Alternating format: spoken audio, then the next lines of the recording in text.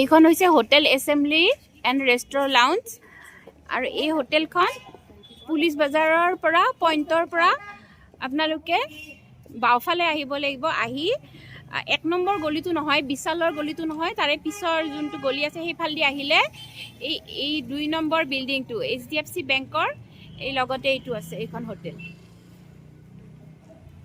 একদম কাষতে হয়, গতিকে এইখন হোটেল মানে প্ৰিফাৰেবল হয় আৰু ৰুমবিলাকো বেছ ভাল। আমি ইয়াতে ৰুম লৈছোঁ আজি।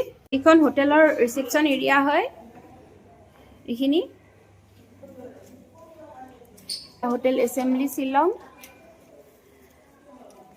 ষ্টাফো বহুত ভাল হয়। ৰিচেপশ্যনৰ মানুহজনীও বেছ মানে কোঅপাৰেটিভ হয়, বহুত ভাল লাগিছে।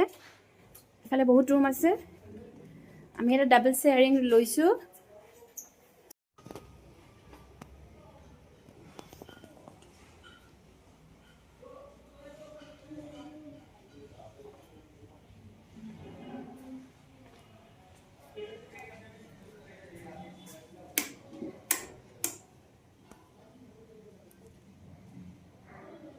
বেছ চাফা চুফা, গিজাৰো আছে, ৰুমবিলাকো আহল বহল। আপোনালোকে আহিলে কণ্টেক্ট কৰিব পাৰিব।